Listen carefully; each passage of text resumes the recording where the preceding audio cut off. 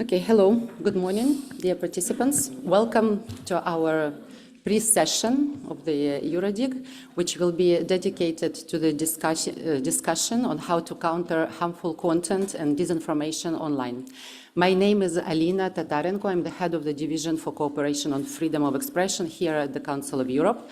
We are the division which helps our member states to implement the recommendations and the standards of the Council of Europe in the area of freedom of expression, which includes also helping our member states to find ways to counter disinformation. Before we begin and before I introduce our panel, I would like to give the floor to the EuroDIG moderator, Daniel, who will quickly explain the rules of the session. My name is Daniel Michels, and I'll be remote moderating this session. More information about the session and speakers is available on the EuroDIG wiki. We encourage you to raise your hand if you like to present a question. But if you like to ask me, to ask you a question for you, please write Q in front of your question.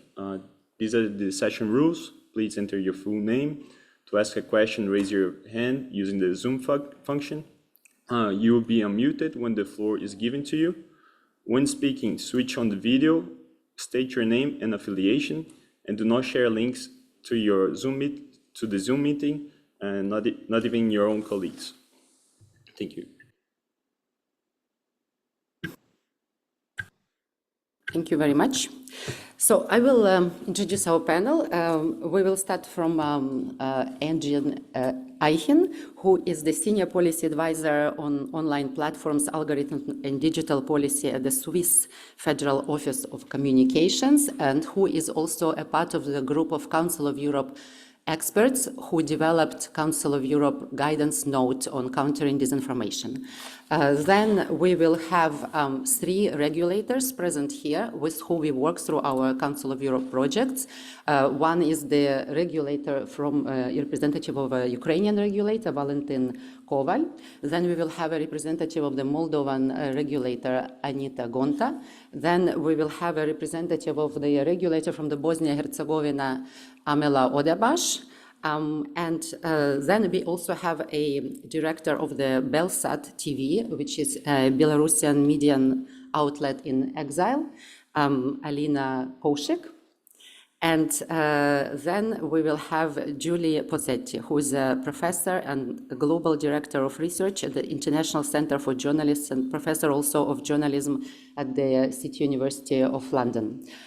They will make short statements, present their arguments, after which we will open the floor to questions, and then we will circle back to our panelists for going into more detail, proposing solutions, and making their conclusions. Thank you very much. And with that, we begin with Engin. Please, could you tell us about what are the latest Council of Europe standards and what is the latest guidance on countering disinformation online? Yes, thank you very much. Thank you for having me. I'll try to keep this brief and give you the main elements of this Council of Europe guidance note on countering the spread of online mis- and disinformation through fact-checking and platform design solutions in a human rights compliant manner. Even though I was on the expert committee, I still have to read the whole title every time because it's a bit of a mouthful. I had the pleasure to chair this expert committee that developed these guidelines, and they were presented to the Steering Committee on Media and Information Society, the CDMSI, in December 2023, and then have been adopted. Now, what does the guidance note aim to do? The goal is to outline available strategies to address the challenges of dis- and misinformation online, all while complying with the Convention, and in particular with the right to freedom of expression, which is enshrined in Article 10. Now, I would like to begin with a few words on the problem. We are all aware of the risks of mis- and disinformation, that the risks they pose to democracy. They erode trust in public institutions, they distort public debate, and they challenge the credibility of the media. Our citizens now operate in an information space that is fragmented, that is fast-moving, with content flowing through platforms often lacking any editorial oversight. And this sometimes leads to a perception that disinformation is omnipresent and that it exists at alarming levels. However, the expert committee was very clear, and it highlighted very specifically that empirical data on the actual reach and impact of disinformation is still limited, and the reality is often more nuanced. We do have clear evidence in certain areas, and I'm sure we will hear about it today, where disinformation is prevalent and being weaponized. Russian interference in the context of the full-scale invasion of Ukraine, misinformation that we had with regard to COVID-19. But the complexity of the situation means that people's fear of disinformation often generates as much polarization and distrust as the problematic content itself. Emerging technologies, especially generative AI, only exacerbates this problem, but they make false content more scalable and convincing, and this further blurs the line between legitimate, misleading, and deliberately false content. The expert committee believes that countering this complexity demands policy that go beyond just identifying and removing bad actors or problematic content. We need systemic solutions that strengthen the resilience and integrity of the overall information ecosystem. And the guidance note tries to offer some recommendations, particularly in 3 areas, and I will just highlight some of the most important ones for you. The first area that we're looking into is fact-checking. The expert committee highlights that fact-checking must be recognized as a key practice for information integrity, regardless whether it is integrated in the journalistic process, so before the content is published, or whether it's executed in an independent professional capacity after the information has been made available. And the guidance note recommends that member states should create and support conditions for financial independence, transparent governance, and public service orientation of fact-checking organizations. Platforms should actively cooperate with fact-checking organizations to debunk and contextualize dis- and misinformation.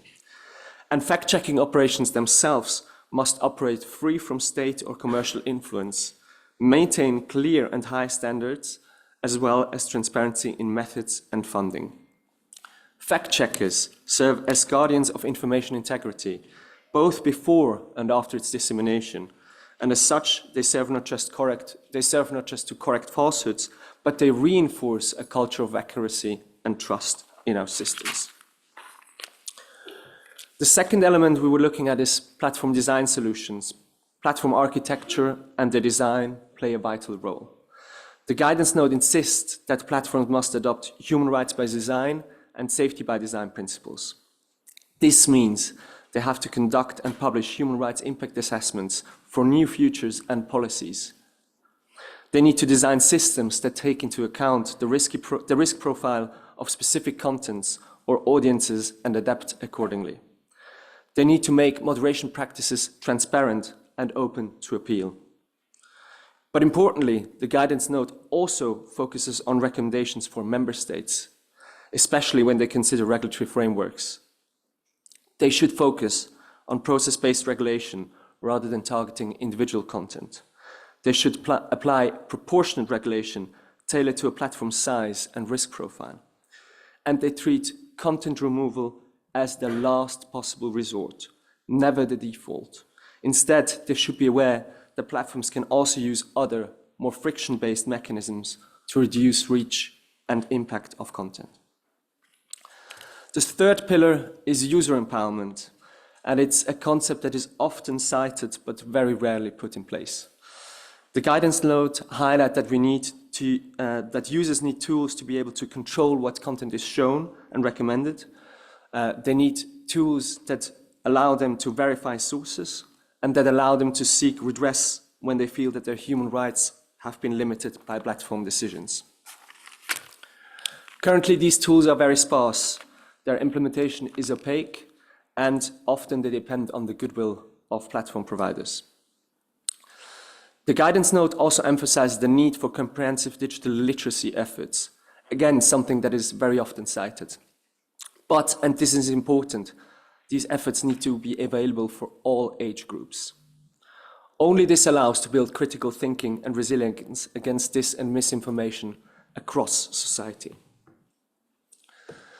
And perhaps most importantly, we must strengthen the foundations, invest in reliable, independent journalism, and build healthy media ecosystems.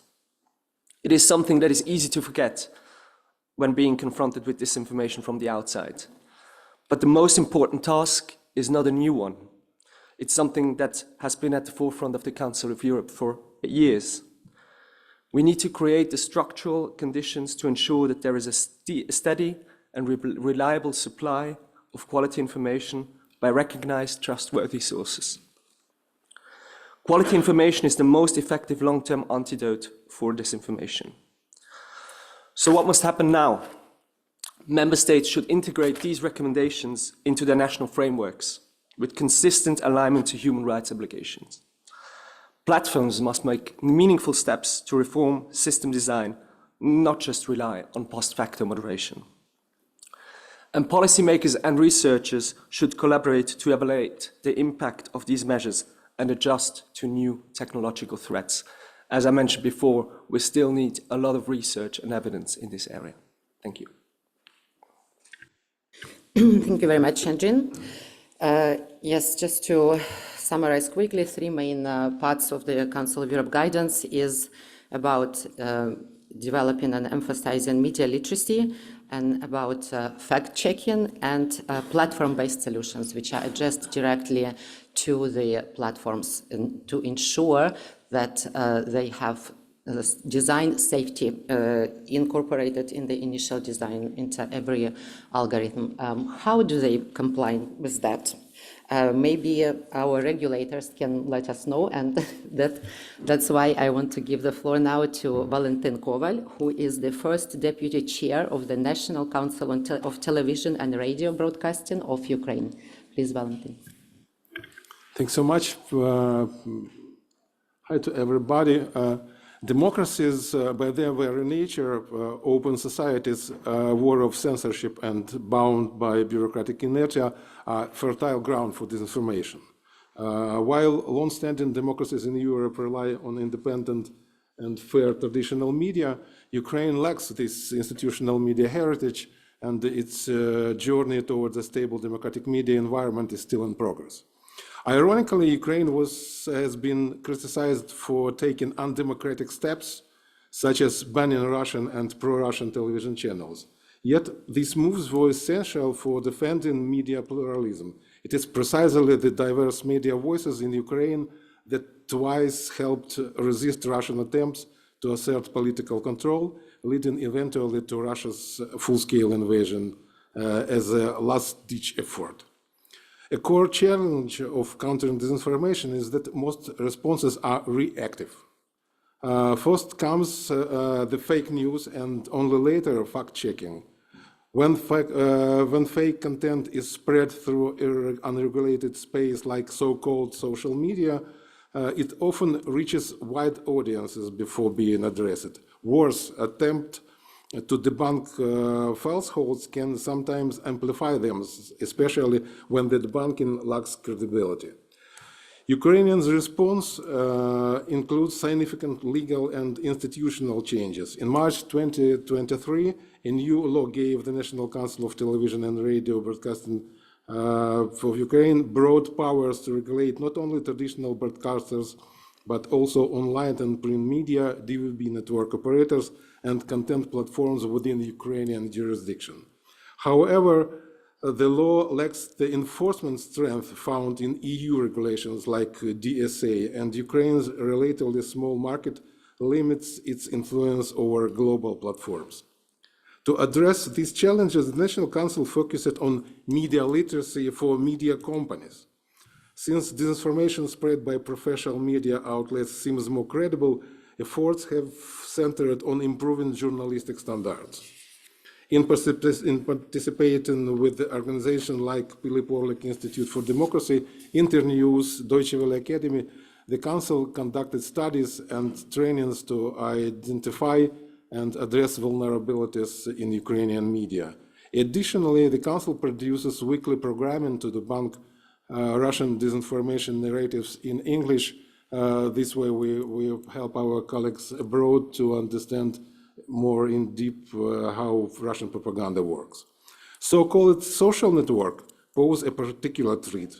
Their core design incentivizes broad engagement, often from less critical users. Without reliable verification mechanisms, these platforms become breeding grounds for disinformation.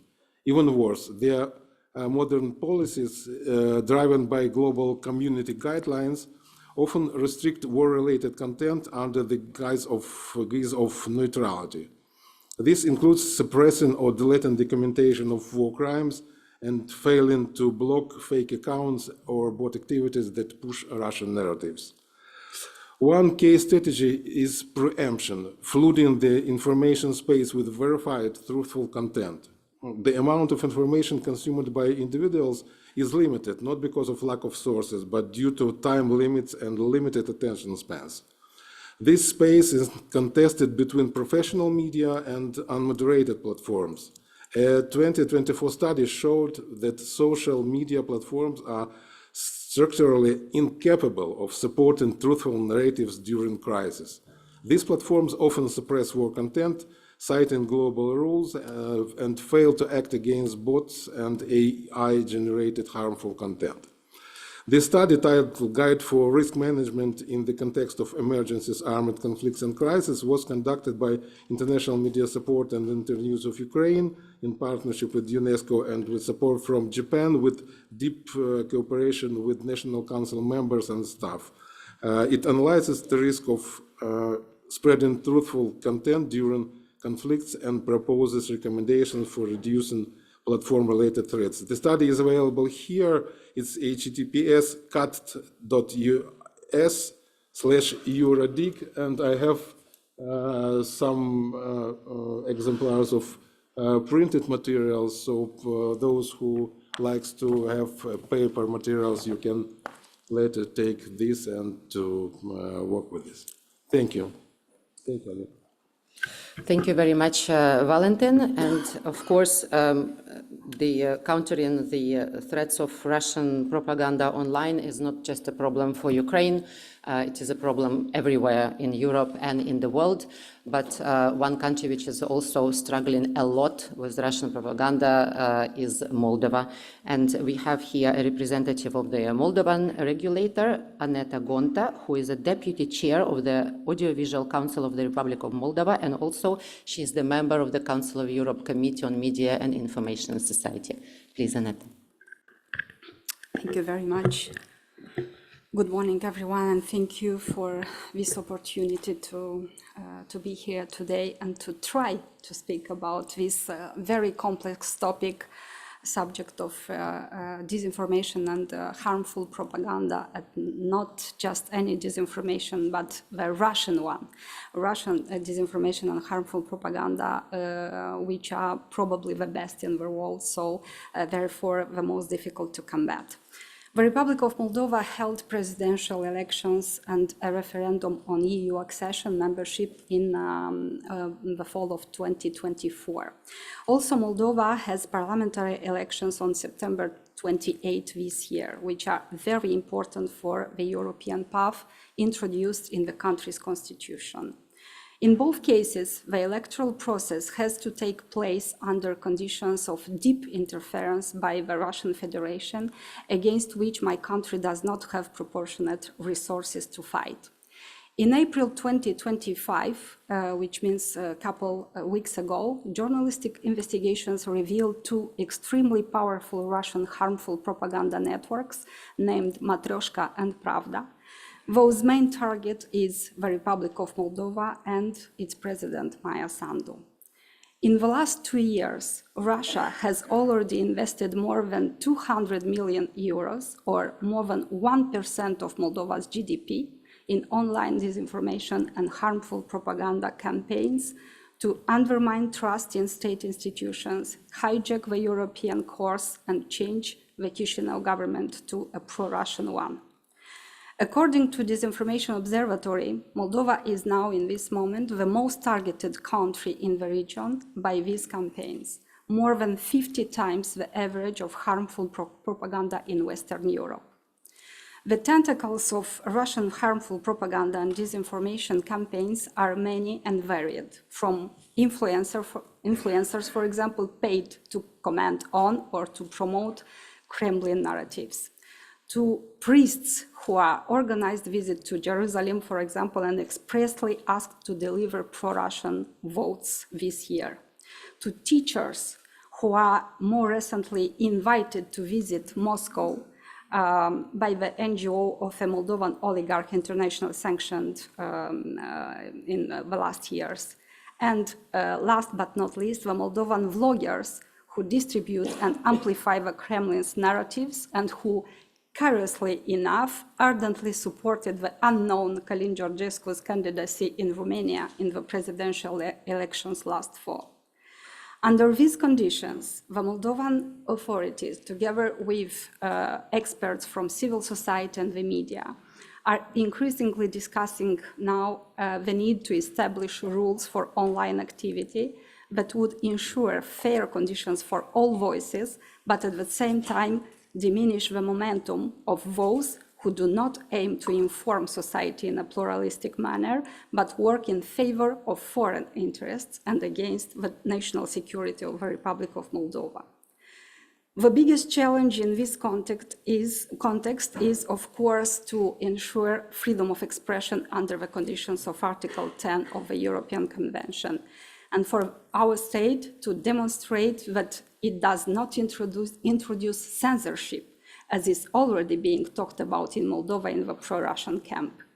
We believe, however, that it is important to emphasize the usefulness of existing European documents, including those of the Council of Europe, which, for example, in Resolution 2567 from 2024 on propaganda and freedom of information in Europe, points out exactly what is happening now in Moldova, what happened in Romania, and how important are legal, proportionate, and necessary measures in a democratic society to maintain this democracy. Moldova is now in the process of revising and aligning its legislation to the European one, but in the meantime, battles are being fought in which legislation, rules, values, and standards, but also freedom of expression, are being packaged in a populist, reductionist, and generalist language, which only a resilient and media-educated society can deal with. Until these extremely important but long-term investments really bear fruit, rules, even at the risk of being seen as restrictions, must be put in place now. Thank you very much. Thank you very much, Aneta.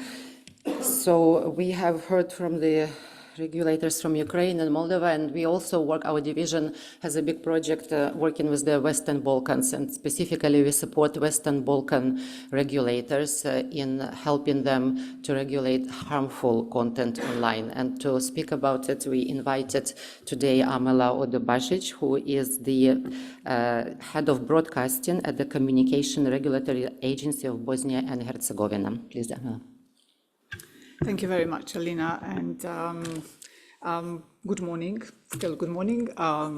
From me, I will speak on behalf of Communications Regulatory Agency, that's a regulatory authority, a converged regulatory authority in Bosnia and Herzegovina. And as Alina said, I will also touch upon the practices and experiences, and mainly challenges, that we, the regulatory authorities in the Western Balkans region, really face when it comes to tackling topics of both disinformation and harmful content online. Okay. But before I make my introduction, I feel that I should really mention that, having heard our colleagues from Ukraine and Moldova, and as you all know, I mean, Bosnia and Herzegovina went through the war 30 years ago. My first impression was just like, okay, in a way, if you can be thankful for something, and that is, thank God there were no online media and there were no social media then, okay. And we really understand the hardship that our colleagues are experiencing, both as regulatory authorities as well as the public, the general public, especially of Ukraine. So, as you all know, countries of the Western Balkans are enlargement countries. And what does it mean? It means that as a part of accession process towards the EU, which is a very, not an easy ride when it comes to countries of the Western Balkans, But for the regulators, it is a very challenging ride because we are obliged to transpose the EU legislation framework into our national legislation. Okay.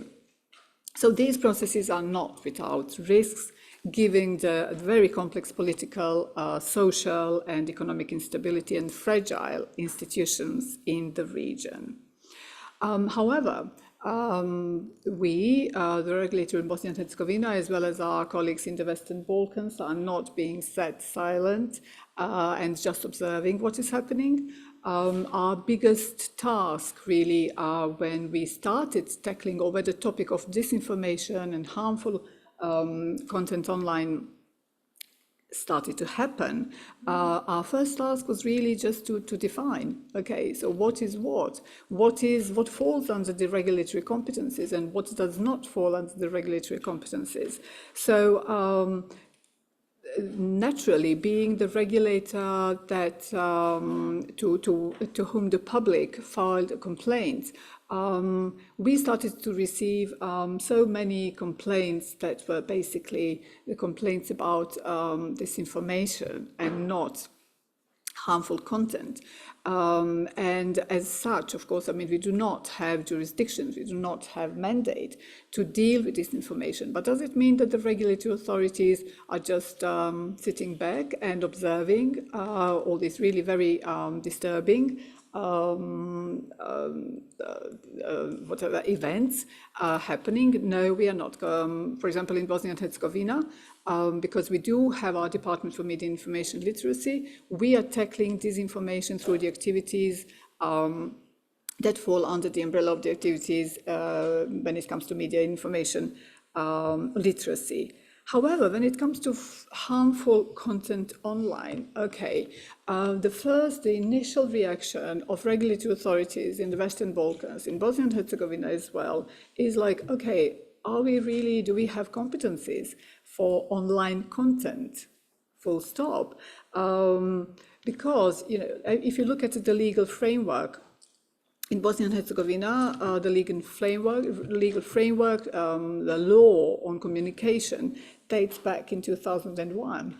Okay, so how could you possibly have competencies, okay, when it comes to online content altogether?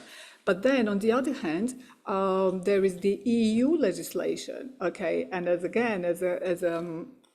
country that is potential, I mean, as a candidate country, of course, I mean, there is a set of directives. There is an audiovisual media directive that we are obliged to transpose in our legal framework. I will not go into the details now. I will focus more on challenging, but I hope, Alina, that we will come back to this issue because actually the lack of or should I say the inactivity of policymakers to ensure that legal frameworks are in place, okay, are really one of the biggest challenges in Bosnia and Herzegovina, as well as in some other countries, when it comes to tackling the harmful online content. And then, yes, along that way we discovered, well, yes, actually, you know, because we did transpose the Directive of Audiovisual Media Services into our bylaws. Hence, hence the rule on video sharing platforms has been adopted, and then all of a sudden we realize, yes, we do have the law that dates back to 2001, but yes, also we do have bylaws, and we do have the rule of video sharing platforms, which actually makes us competent to a certain extent for online media. So we can go back to that in more details. But speaking of challenges for the regulatory authorities in the Western Balkans, and in light of those challenges, we are very much grateful to Council of Europe for the project that is really helping us to strengthen our capacities in order to be able to act. To act as a hands-on regulatory authorities and to respond to all these challenges when it comes to harmful online content is really hugely important to us. But apart from this challenge, which focuses on the lack of legal framework or inaptness of our policymakers, it's actually also, how do small countries, such as the countries in the Western Balkans, establish collaboration or communication to big online platforms? Okay, so that's a challenge that we are still trying to find the answer or trying to find a way out. Again, through the project of Council of Europe, yes, there may be a way out, but still, it may be a small step by sort of like strengthening regional collaboration and then making some progress in that area. And also we mustn't forget that the regulators in the Western Balkans, as well as some regulators in the European Union, face problems such as the issues of internal capacities, of resources, both of financial and human resources, in order to expand its capacities to respond adequately to all these events. I'll stop here and hope to go back in more details later on. Thank you very much, Amela. Yes, so lack of legal framework is a common problem for many countries. The problem of the gap between countries which are covered in the EU by the DSA and non-EU member states is an issue that you mentioned. And of course, lack of resources and capacity also is common for so many countries for the Council of Europe member states. We are also working not just with the Council of Europe member states, we are also working and trying to support the journalists in exile. And specifically, we have a project with the Belarusian journalists in exile, and I'm very happy to see that today we have in our panel Alina Koushik, who is the director of the Belsat TV, which is a Belarusian media outlet in exile, and they have a specific, very, very interesting and very particular set of issues that they would like to share with us today. Please, Alina. Thank you very much, Alina. Good morning, ladies and gentlemen. Добрый день, дорогие коллеги. Let me greet you in Belarusian language as well, because issue of Belarusian language is one of the most urgent issues, but let me go back a little bit later to this. Thank you for inviting me and making a voice of free Belarusian media heard here in Council of Europe. Belarus is not a member of Council of Europe, it's not a member of EU, but anyway, I will tell you how we operate also in EU, but also how can we influence in this situation in my country. Belarus is a country with almost 9 million people, de facto still independent, which stands a buffer between aggressive Russia and European democracies. Belarus was also used, territory of Belarus was used to start a war in Ukraine, and we as free Belarusians, of course, do not support these actions. And the role of independent media in these views of Belarusian society is incredible. Today, up to 88% of Belarusian independent media outlets are closed in Belarus. Some of them are continuing their work in exile. We have 45 more or less titles which are covering Belarus from exile. And this independent Belarusian media, of course, including Belsat, we are covering 1/3 of Belarusian population, which is quite a lot, taking into consideration really difficult conditions in which we operate. We have a really difficult situation because of USAID and American turbulences, let's say, that caused budget cuts up to 60% of our media sector, which is really a lot, and which may cause a lot of losses in our media eco-sector. Moreover, Belarus is the most dangerous country in Europe for journalists. until Russia's full-scale invasion on Ukraine. This is up to information on Reporters Without Borders. Now, 30 Belarusian media workers are imprisoned just for doing their job, just for telling the truth. I believe that here in our room we have more than 40 people, but can you imagine that half of you would be imprisoned in my country at the moment? 11 my colleagues, just from Belsat, are behind the bars at the moment.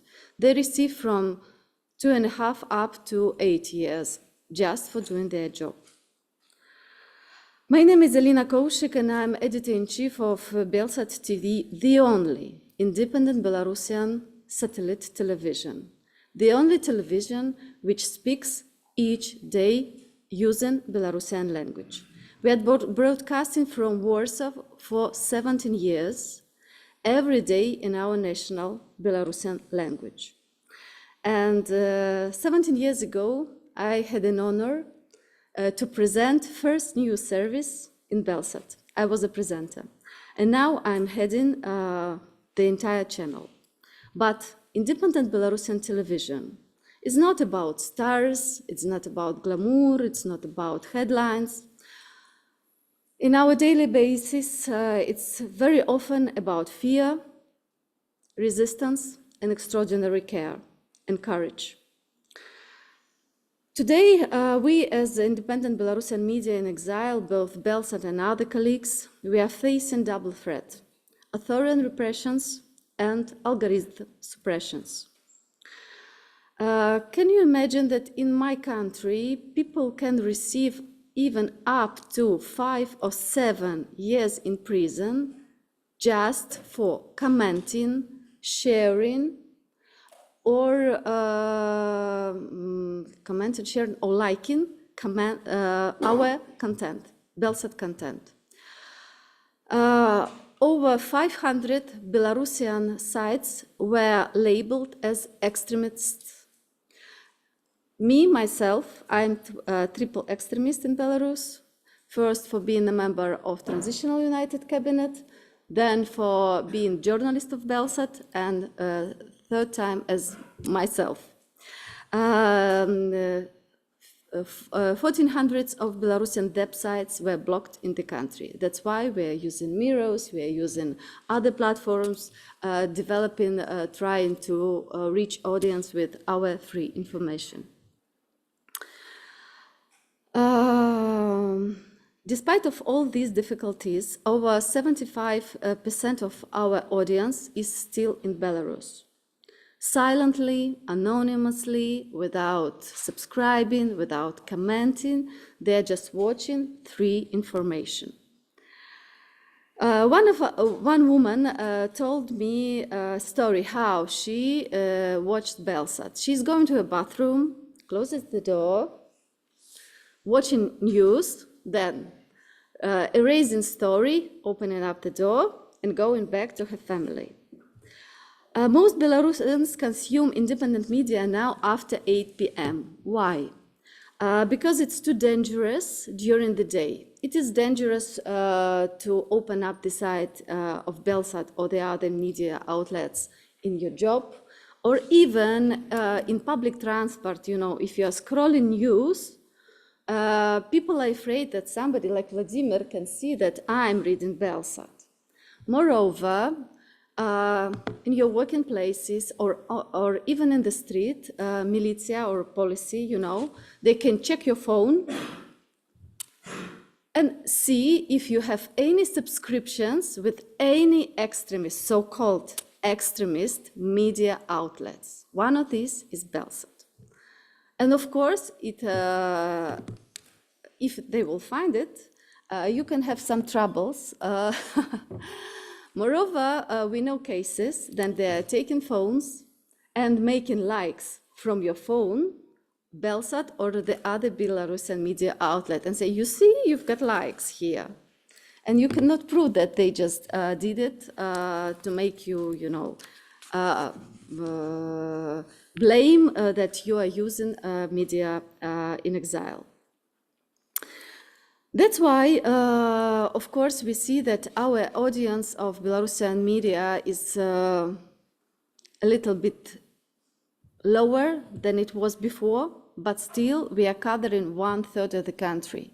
And I believe in these extremely difficult conditions, this is quite big. But what is important for us?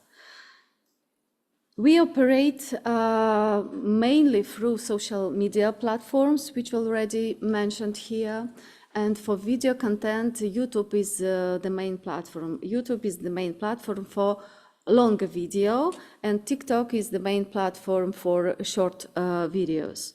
But what about YouTube? As Belsat, we operate 10 YouTube channels with around 1 million subscribers at the moment. This is a huge number. Please remember that Belarus is less than 9 million of people at the moment. So many of people who are watching us can subscribe, can comment, can share, just because of fear. And that makes it very difficult to build communities, around our media. Moreover, while watching Belsat, sometimes interesting advertisements appear. For example, confession video. What is confession video? It sounds innocent, but what is it? As we have more 1,500 political prisoners, which are tortured every day behind the bars, so they make people say that, sorry, I was wrong, I was supported Tikhanovskaya, that was mistake, Lukashenko is the only good president. So this so-called confession video made on by huge violent behind the bars, these videos are appearing on YouTube like advertisements. So regime is paying to big platform for this kind of content. Of course, when we see this kind of content, we are knocking to YouTube and say, please block it. And of course, sometimes they block, sometimes not. But this is like you can do each case by your hands. Moreover, important issue, which is very important personally for me. Belarusian language content is deprioritized by algorithms of social media, especially in YouTube. Even in the largest channels as Belsat. Why? For example, shorts on our biggest channel, where we have almost 500,000 people, have less than 1,000 viewers. Why? Because algorithms are not supporting Belarusian language. If you do shorts in Russian, you will have million easily. But if you're doing in Belarusian, you will have less than 100. What can we do? For us, it's extremely important to keep broadcasting in Belarusian language, to talk to our people in our own language. But they're pushing us to make content in Russian. That's why some Belarusian clever media trying to have separate channels doing the same job but in Russian. But why we should choose Russian language? We don't want. That's why I really want to call on digital platforms to stop penalizing Belarusian language and make algorithms help us to provide really free information according to journalistic standards, professional journalistic standards. Because this is, for us, the main base for authentic, democratic and resilient media space in our country and moreover in our region. It is also critical to emphasize that quality and independent journalism, this is what Engin actually said, is a foundation of any strategy against disinformation. Without well-supported media, we cannot counter disinformation, we could not counter propaganda. That is why Digital Services Act and the Media Freedom Act matter not only for EU, but also for exiled media and European democratic country. Now, if we have Belarusian media in exile, so we are also operating according to European laws. That's why it can, I believe, and I really want this could be helpful for us. Belarusian media exiled are registered in European countries. That's why for us it is absolutely important to be visible in these acts and these processes. And the last one. I'm a godmother of Belarusian political prisoner Ihor Alinievich. He's Belarusian anarchist. He is also author of books. He received 20 years in prison for standing up against dictatorship. And once he said, "Whoever is silent is defeated." So don't Lukashenko and Putin silence three voices of Belarusians. And let me finish with glory to Ukraine and long live Belarus. Thank you. Thank you very much, Elena.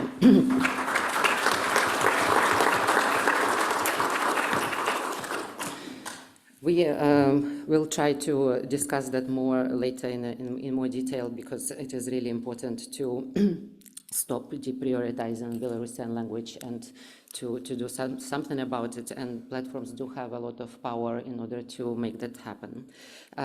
Next, we continue with Julie Pozzetti, who is a professor at the City University of London and who has conducted a very interesting research, and she has which is very well informed her opinion on what can we do and how we can work with the platforms. Thank you. Thank you. So I co-led a study for UNESCO and the ITU called Balancing Act, Countering Digital Disinformation While Respecting Freedom of Expression. And that was published in 2020 at the height of the pandemic. It recommended a range of regulatory, legislative and normative actions, some of which are parallels to what we're discussing here today. But in 2025, the threat to information integrity is so much worse than it was in 2020. And the need for proactive rather than reactive and creative responses to disinformation is even more urgent. The broligarchy, as the obscenely wealthy tech bros in power are collectively referred to more frequently now, is choking democracy. Journalists, fact-checkers, and other public interest information providers, who I think of as the cleaners in the toxic information ecosystem and a protective force for democracy, human rights, and the rule of law, are retreating from visibility on big tech platforms to avoid abuse, harassment, and threats. Meanwhile, citizens increasingly don't know what to believe, nor whom to trust, with devastating consequences for truth, facts, and a shared reality, as Nobel laureate Maria Ressa forewarned. I wish more audience members, more citizens would behave like your Belarusians in the toilet after 8 p.m, but unfortunately they do not. So I also led a global study for UNESCO on online violence against women journalists called The Chilling. And I just want to highlight 3 statistics from that research which continue to be meaningful and resonant. So 73% of around 1,000 women journalists we surveyed said they'd experienced online violence in the course of their work. 37% of those said that political actors were the main perpetrators of online violence. And 41% of them said they were targeted in what they believed to be coordinated disinformation campaigns. According to our research, political actors, disinformation purveyors, and networked misogynists are the primary perpetrators of online violence against journalists and other public information producers. And activists and human rights defenders are among those. Women and minorities are both the most at risk and the most prolifically targeted in these online violence campaigns. And as I've said, they're often fueled by disinformation and hate speech. And these attacks tend to be prioritized algorithmically due to high levels of engagement in the same way that angry and divisive speech is prioritized. And the reason for that is ultimately profit. So the attacks are designed to undercut trust in truth and facts and fact-based analysis, imperiling democracy, the rule of law, and human rights norms in parallel. They're also designed to expose their targets to greater risk. And it's important to note, I think, that impunity for online violence aids and abets impunity for crimes against journalists and other human rights defenders. Also notable, big tech actors are the vectors or facilitators of these attacks, and in some cases, big tech oligarchs have also proven themselves to be perpetrators. So I now lead a project for ICFJ called Disarming Disinformation, which is studying counter-disinformation work in 5 countries in the context of democratic backsliding. And we're studying both editorial responses and audience responses to this problem. And in parallel, I lead a project funded by the UK government primarily, which is developing an AI-assisted online violence early warning system, which is designed to monitor online threats in real time and to help predict the escalation of online violence to offline harm, with a view to ultimately trying to prevent crimes against journalists and human rights defenders. The system is also designed to help news organisations and legal teams and civil society organisations document the attacks to help them hold the big tech actors and other perpetrators accountable. It's a human rights by design approach to responding to a critical threat to the safety of journalists initially. But I really wish it hadn't been necessary to do this work, because the reason it's been outsourced to us, this effort, is that the tech oligarchs failed to make safe products in the interests of maximising already obscene profits. And then the US failed to effectively regulate them, with devastating consequences not just for democracy and genuine freedom of expression in the US, but globally, especially in places like Myanmar and Ukraine. And now, in a climate of American free speech absolutism, where freedom of expression rights have been rebranded as censorship, we see these terms being weaponized against journalists and human rights defenders in order to silence them and also endanger them. And these big tech actors have been emboldened in this context to abandon and roll back their already limited trust and safety systems. And in parallel, as the Trump administration has cracked down on counter-disinformation work while also defunding so very many international programs that support public interest media, Meta has abandoned fact-checking in the US initially, but with a global cancellation foreshadowed. The result is that online violence perpetrators and disinformation purveyors can now act with impunity, while the risk management is increasingly outsourced to news organisations and civil society. But we struggle to simply access the data we need to effectively monitor and respond to these threats. And the threats are only escalating in the context of generative AI tools, as we've heard, which supercharge the speed and production and distribution of abusive and disinformational content, as well as hate speech content, which is all the more believable as a result of these tools. Meanwhile, we risk legal action from big tech actors if we try to work around their obfuscation to access the necessary publicly available data, which is at the source of attacks on journalists and fact-checkers and human rights defenders. And if we can get access, it's incredibly expensive to actually fund this access. That's a really important point to highlight.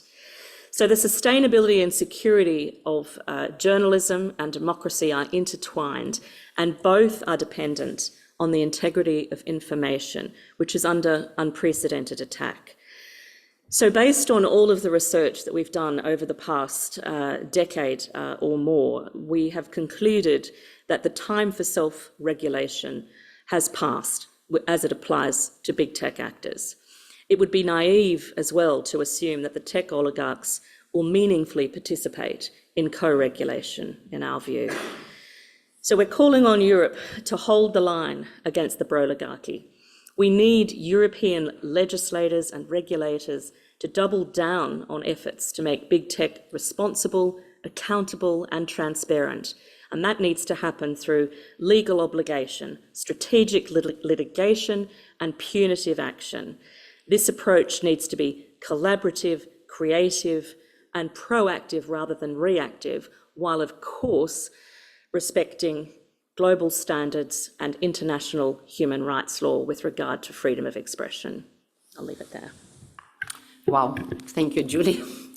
So you are saying that the platforms have failed so far to self-regulate, and we need collective action to counter the disinformation threat. And for that, we need legislators, we need governments, we need regulators, we need the efforts from international organizations. I would like to actually take advantage of the presence of my colleague here, who is the head of the Division for Execution of Judgments of the European Court of Human Rights. And maybe he can comment on that from the judicial perspective and mention what does the European Court case law say about it, and what can we do from what can be done from the judicial point of view. We know cases when the judges made judgments on those issues. Thank you. Thank you so much, Alina. Thank you so much for the invitation to be here and to speak about disinformation and propaganda. I will be rather brief, as the court's case law is also rather brief on the subject of disinformation and propaganda. In my work at the Department for the Execution of Judgments, we also have cases which largely relate to instances of, let's put it this way, disguised propaganda that is not accepted as a valid reason for interference with freedom of expression.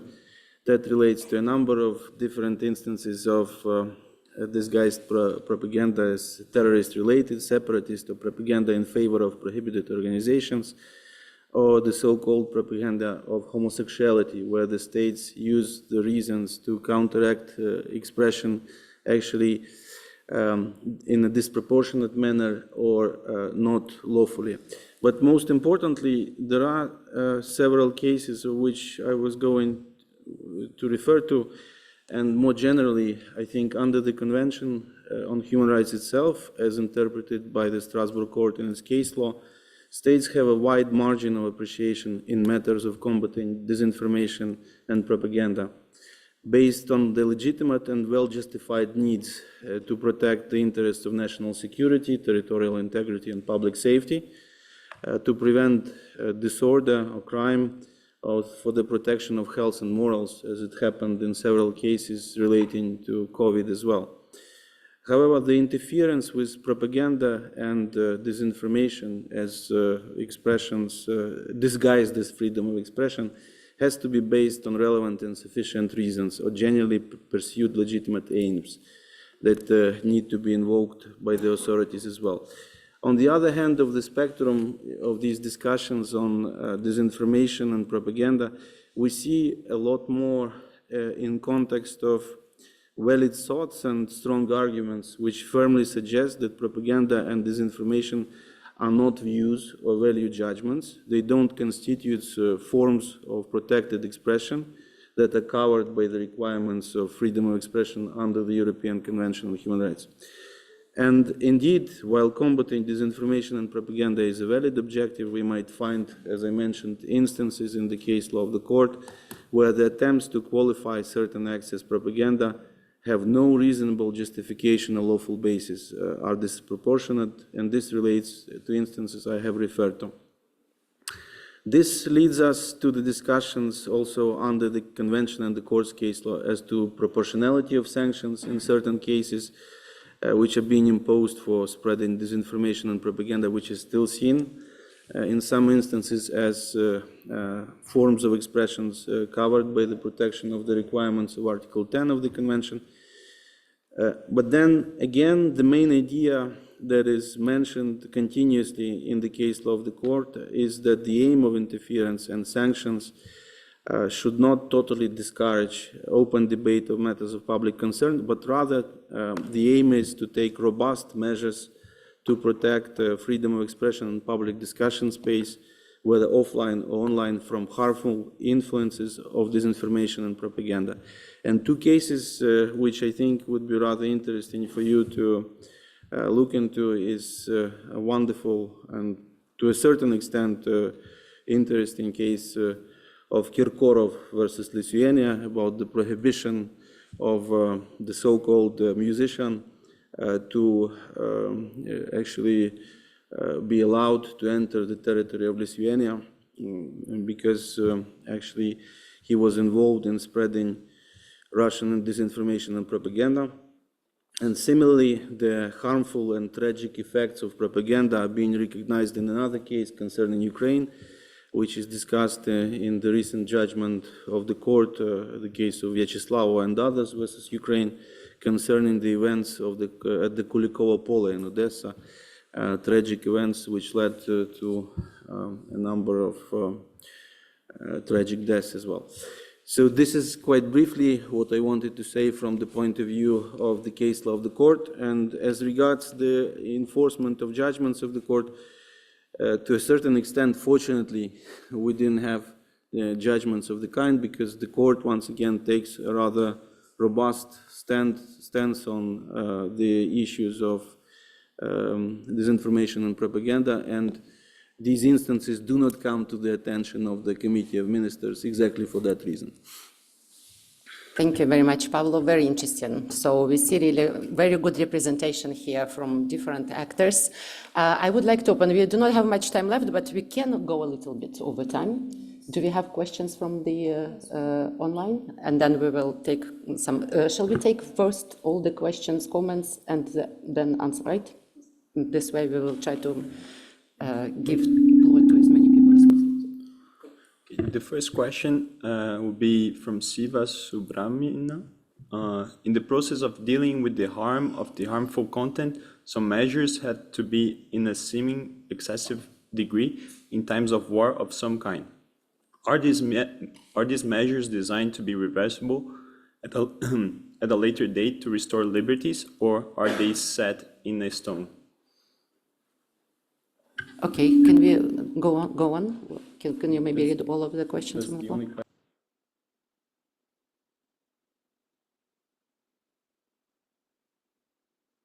Okay, anyone wants to address the harmful content question? Yes, but, okay, so while you're thinking about addressing this question, we will go on and take more questions, please. Okay, so it won't be like maybe question, it will be a remark and question. So my name is Mikita Potorayev. I'm the head of Ukraine Parliament Committee for Humanitarian and Informational Policies. So, colleagues, do we understand where it all is happening? I think yes, on social platforms. Do we have any protection from what is happening there? No. Does DSA work for now? No. Does MFA work for now? No. Will they work for non-member states? No. So do social platforms care about DSA and MFA? No, because they are not in jurisdiction of European Union, and they won't take care.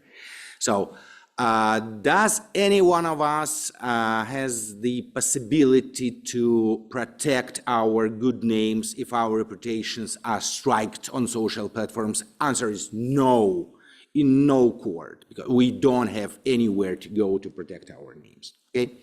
So, can we protect our children from bullying on social platforms? No. Well, the answer for Ukraine, 100% is no. Valentin will confirm. Can we protect women from hate speech? No. Can we protect sexual minorities from hate speech? No. I don't know again about all European countries, but I know for Ukraine, no. In traditional media, yes. I'm one of the key authors of new Ukrainian law on media. So yes, we regulated everything for traditional media.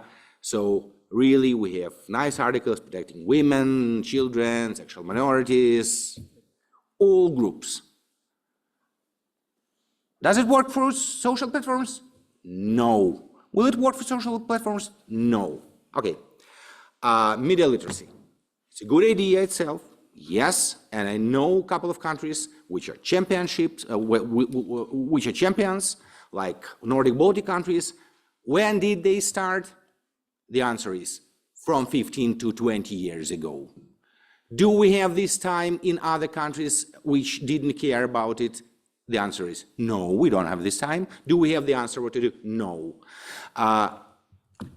Is fact-checking, which is also very important, of course, working to protect us? The answer is no. Do you know why?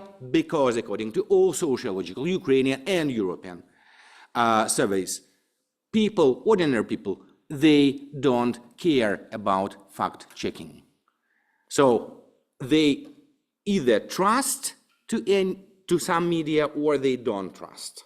But unfortunately, the inconvenient truth is that they trust mostly to anonymous and other accounts in social platforms, but not to traditional media. Traditional media are losing their audiences in every country, in Ukraine, in every European country, everywhere, okay? So, do we have answers on political level or governmental level? I'm not sure. I'm in communication with my colleagues from European Parliament. I'm also vice president of OECPA, so I'm in communication. We don't have answer. Also, why? Because we all are afraid. Because if we are going to make social platforms accountable, what will happen in Washington? Maybe someone will wake up and write in Twitter, "Hey, these people in Europe, they are against freedom of speech. So I will apply 50% of taxes against them, 100% of taxes against them."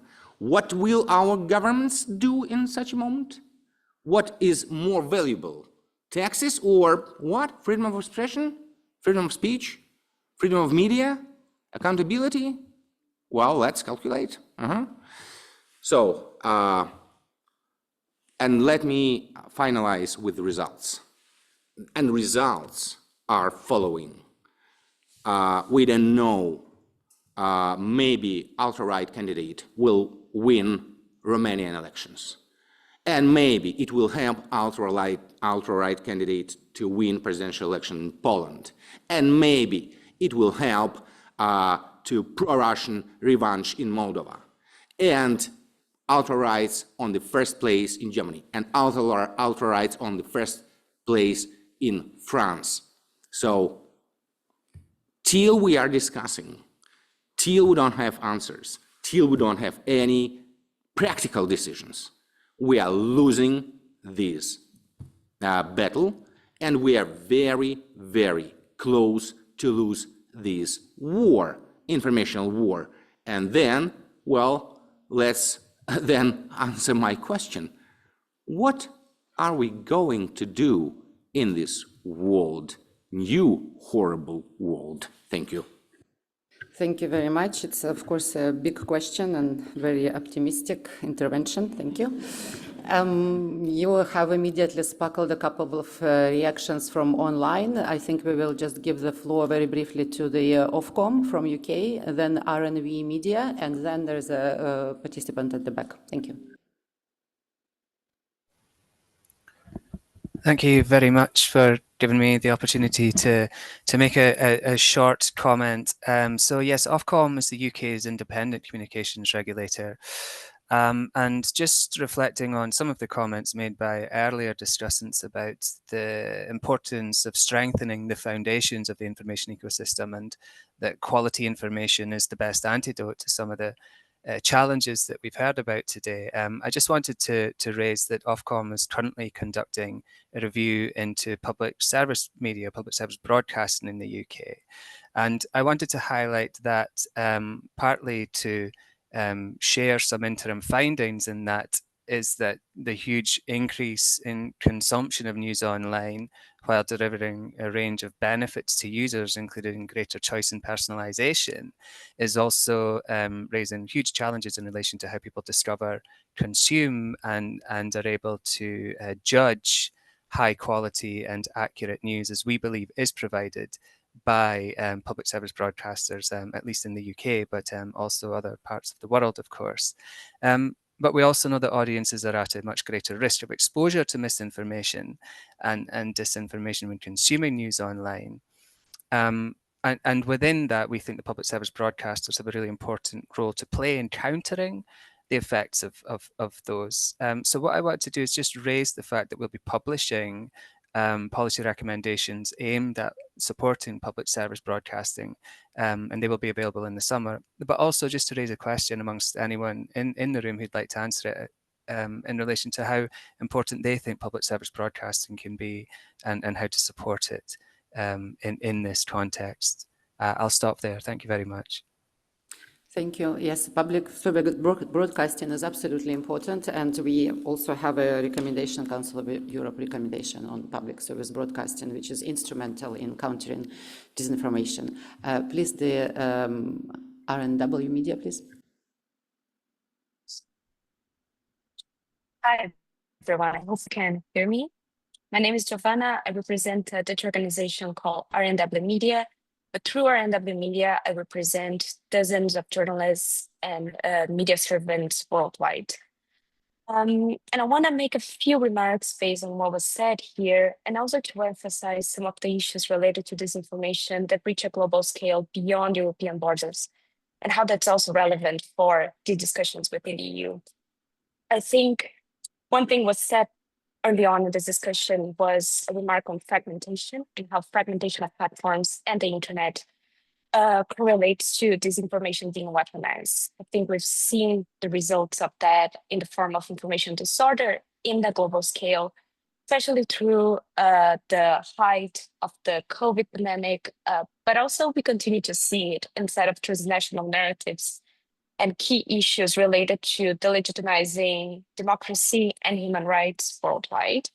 And this is not excluded to one specific country. Those are global effects that take place inside of information ecosystems that are shaped to elevate harms instead of positive or trustworthy information.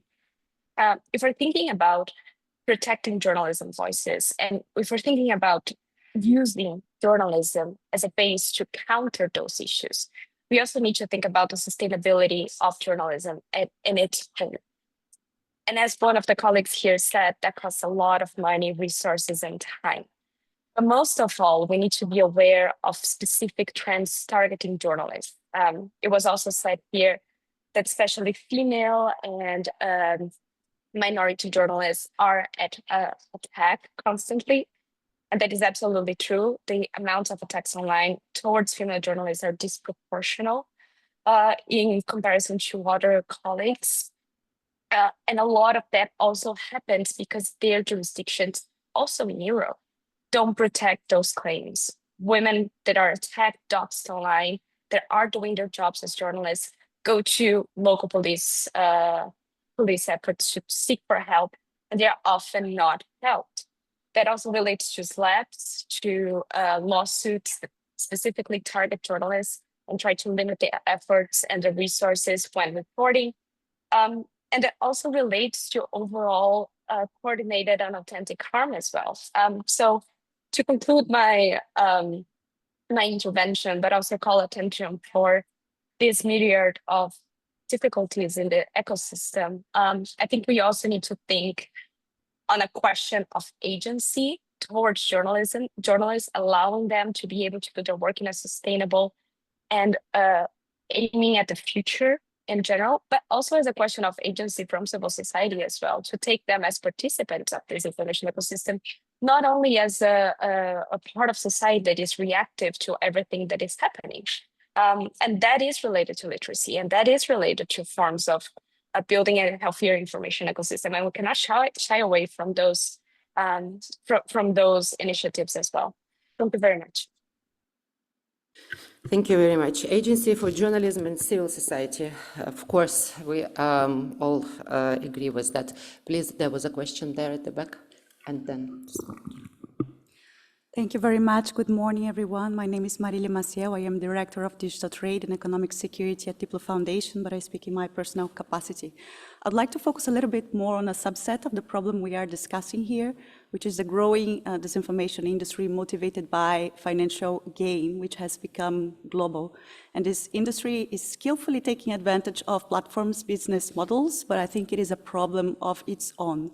With the support of GIZ, we have conducted a research on mis and disinformation, trying to identify lessons learned in a number of countries. And in this exercise, we also came across researchers and investigative journalists which have identified companies, for example, based in Spain, which were selling disinformation services to Latin America, or companies based in the UK selling services to South Africa. And they were very clearly promising to change election results and to postpone election, cause confusion, and so on. So looking beyond platforms, which is a very important aspect, but not the only one, how do you think it's possible to cut the financial resources to the disinformation industry? And do you think that is there space for international cooperation, perhaps cooperation with law enforcement? And in your view, is this something that we could collaborate with platforms to the extent that it seems that there is a threshold beyond which information disorder is also detrimental to platforms, as the example of Parler shows as well? Thank you.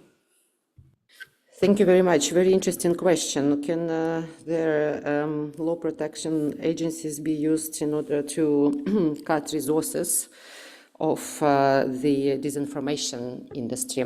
We'll take maybe one more. There was one more here, one more there. Okay, and please, in the meantime, maybe panelists can think about answering the questions, please. Hello. My name is Iulieta Aliu. I'm a member of the Independent Media Commission in Kosovo. Thank you for having me here. I wanted to thank Ms. Mela Odobasic for her presentation. She mentioned or pointed out a lot of challenges we are facing right now ourselves in Kosovo. We just had some days ago a new law on the Independent Media Commission repealed by the Constitutional Court that was submitted to the Constitutional Court by media rights groups, media representatives. And you pointing out the challenges, like asking ourselves, do we have the right to regulate and so on?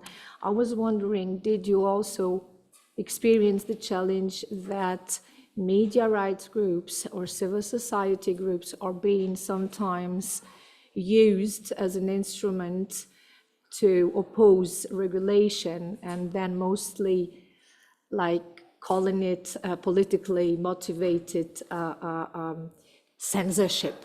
Like, this is what we are going through right now, and it is a really difficult position, being between two fires, wanting to regulate it for the people and for the citizens, and then on the other hand, having the same NGOs like sometimes used, abused to oppose these regulations. And on the other hand, the question, do you think that could be also an influence of Russia or something? Do you have any cases in this direction? Thank you so much for your presentation. It was really good. Thank you. Thank you. We will give Amela 2 minutes to think about it. And there was a question here somewhere on this side. Thank you very much. Oksana Prihodko. I am from Ukraine, international non-government organization, European Media Platform. American institutions played a very important role in counteracting disinformation. Now, new American administration closed a lot of projects. I understand that Council of Europe, European Union lack money to replace all such projects. Can we discuss any other asymmetrical responses? Thank you very much. Sorry, one more time. Asymmetrical responses to? To closed American projects. Okay, I take note of that. Okay, I'll take, so if you have time, we can stay for a couple more minutes. Okay. Otherwise, Yeah, we can. So if someone needs to go, you can go. Those who want to stay are welcome to stay because it's very interesting and we can continue. Please, there was another question there. Yes, Giacomo Mazzone, a member of the EDMO, the European Digital Media Observatory. I have two questions. The first is exactly about the observatory. We have done, and Andrew knows that we have worked on this together. As EDMO, we have put in practice a lot of activities exactly in this field.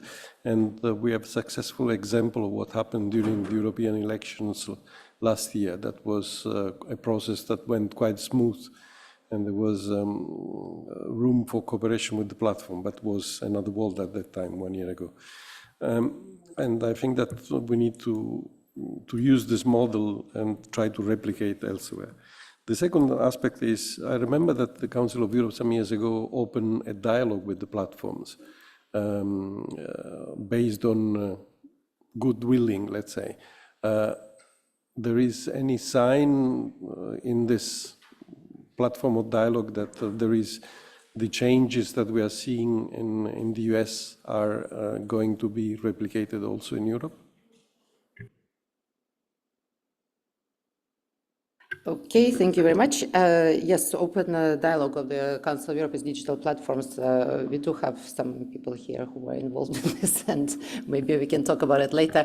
But in the meantime, we have a reaction from X. Yeah, also from myself, Please. as part of the Youth League,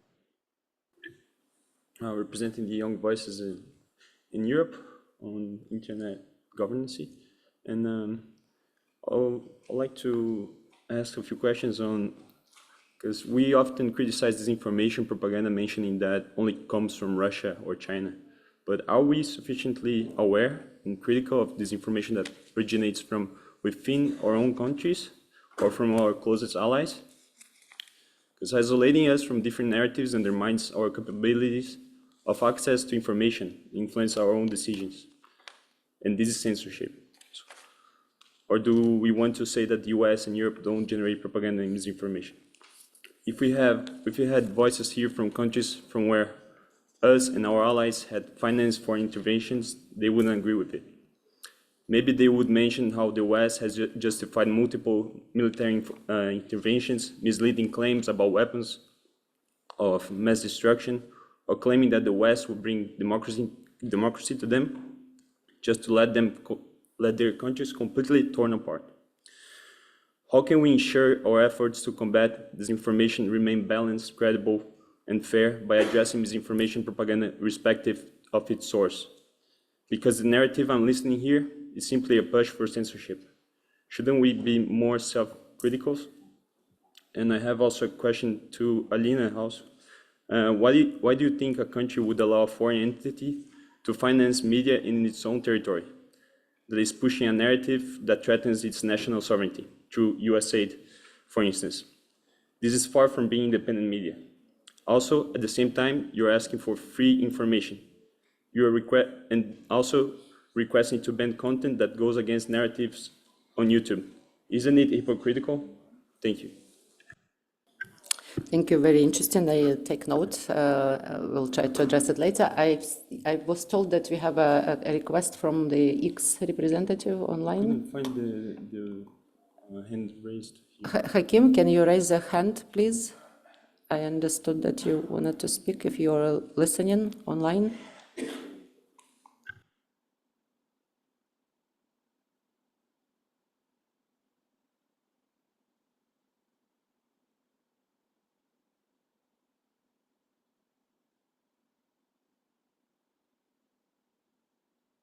Anyone else wanted to say something or ask a question? Okay, I'll take one more and then we're going back to panel to address and then we'll close, I promise. Please.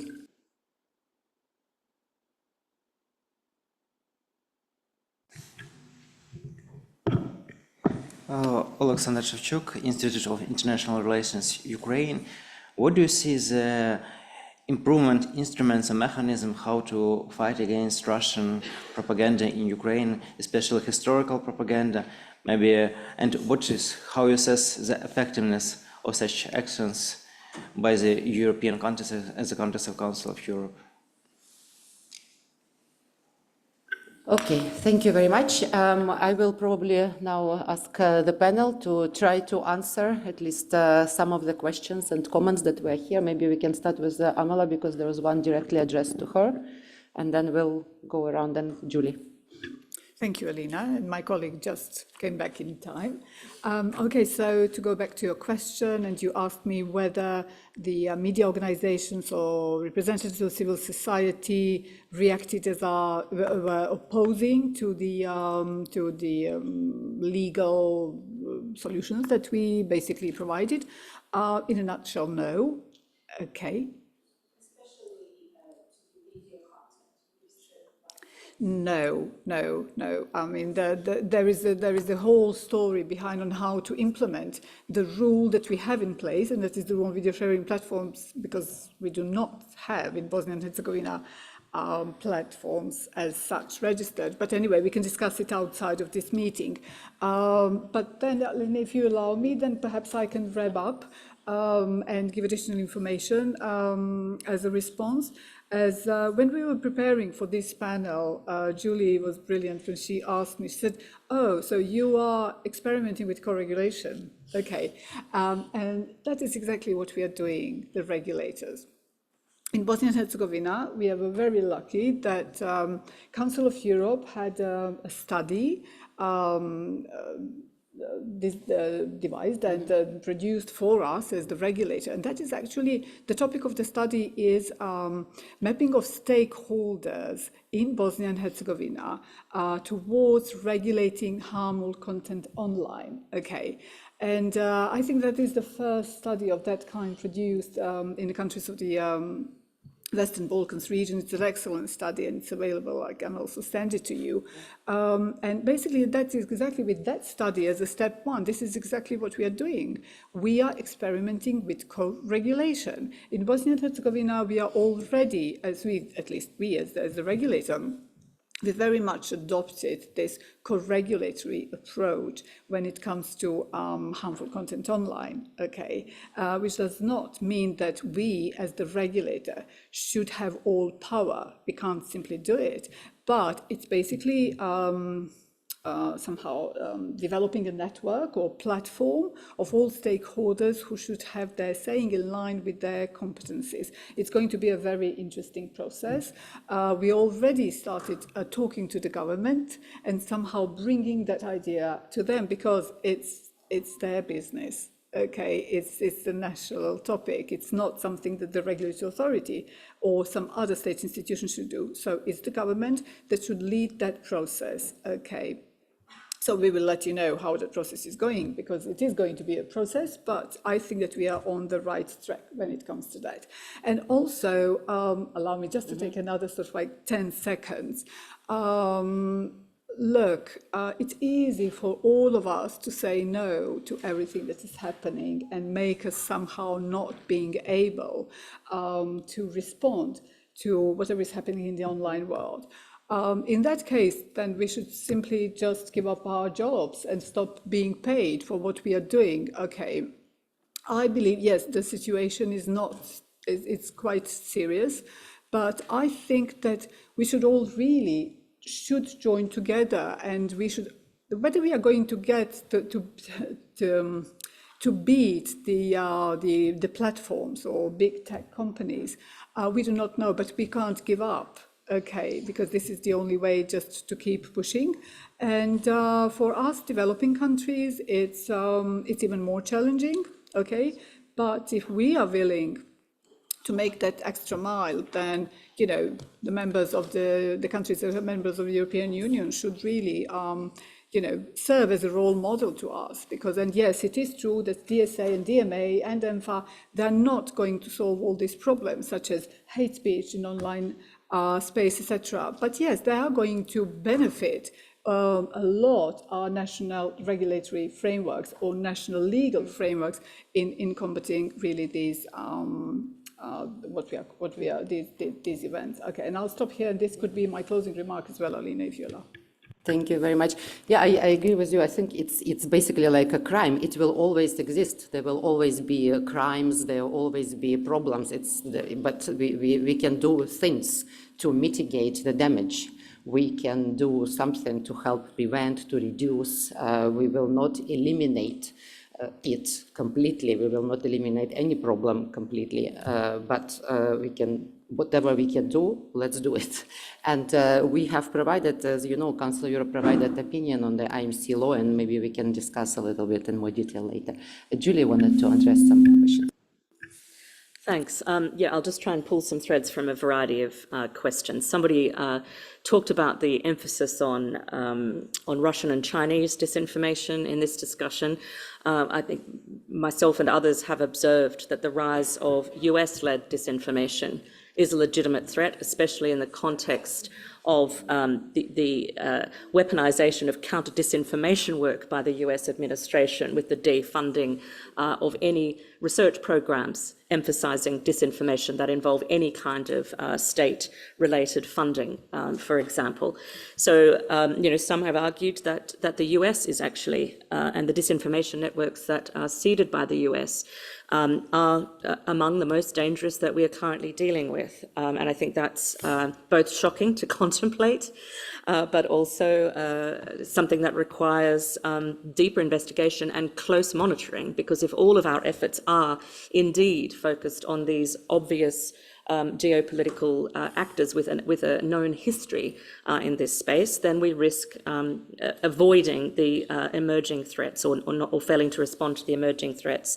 And it's also true that these are transnational threats. So they may have been born in the US, and I'm speaking here now not about US-generated disinformation or misinformation, but about the function of US-owned platforms and big tech companies. And we had barely touched AI in terms of the industry. We will do that tomorrow and through the rest of the day, and we can come back to that.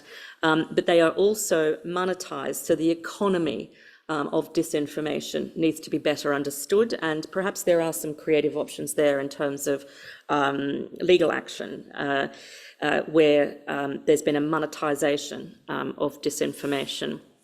I agree with what colleagues have said about both the sense of despondency, which I share to an extent with our Ukrainian colleague, but with an insistence built on optimism associated with the ongoing belief in defending human rights and the rule of law and democracy, that we cannot give up the fight. I know it seems absurd for an Australian British woman to sound like I'm lecturing Ukrainians who are literally holding the line physically.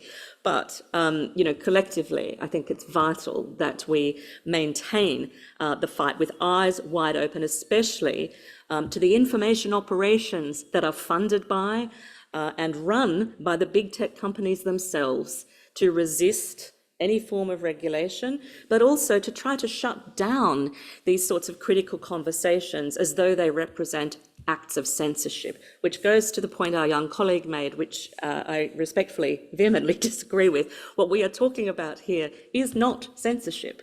It is about our role and our responsibility to defend human rights, the rule of law, and democracy. That is why the Council of Europe exists. It's also what the UN seeks in its efforts to defend in terms of freedom of expression, press freedom, safety of journalists, human rights defenders, in reference to the Universal Declaration of Human Rights, and especially Article 19, which does not give a right to any person on the internet to abuse, harass, and threaten people who are trying to express their democratically rooted right to engage publicly in democratic deliberation by driving them through fear. And genuine fear, especially if you're a woman or a minority, or if you are trying to speak truth to power in a country which has forced you into exile, like our colleague here from Belarus. And I would argue that public interest media, to our colleague from the UK, are increasingly important, especially public media, especially public broadcasting, which must be reinforced in terms of appropriate funding. And to the UK, I speak directly to what I understand is under consideration, which is massive budget cuts to the BBC World Service, which could not come at a worse time when we see the Voice of America and RFE, RL being defunded and having to fight for their very existence to continue. And the funding for those services, again, is not about imposing some foreign perspective on an individual country. It's about upholding democracy, human rights, and the rule of law. Those are not partisan pursuits. Those are fundamental and foundational, and I'll end it there. Thank you, Julie. Engin, Valentin, Engin, please. I just wanted to answer maybe the most of questions that were here. I think, and I do believe, that we should stop looking for money for combating disinformation as a fake news, because we will be always secondary and we will disseminate this disinformation more and more times trying to debunk it. So we need to look for money for creating new information. We should understand that information is not a chaotic space. It's just a tube which people use to get new information. And we should fill this tube with truthful, new, reliable, and checked information. We should just replace fake news with real information. This is the only way to change the game, because money for those who make disinformation as a result, as a fake news, or even if we will take it as a process of creation, dissemination, acceptance, and so on, those money will, for all the time, there will be that money. With oil, gas, any other things that Russia and others have in big amounts. So we just need to replace. So not just like UA now replacing UK in the EU, but we need to replace disinformation with real information, just like what Belsat is doing, because they are, I understand, they're the only way for Belarusian people to have a real truth about Belarusian situation. And we should just look for money for this, not for combating disinformation as a fact, but for filling this information tube with reliable information. Thank you. Thank you very much, Valentin, and I'm terribly sorry, but I was just told that we really have to stop. I'm sorry about this, but let's continue our discussions outside. We are all here, we'll be all here for the whole 2-3 days, and please come up to us and let's talk in the corridor or the coffee. Thank you. Thank you. And please don't forget, if you really need some paper, it's about 2. Yeah, sure. Thank you.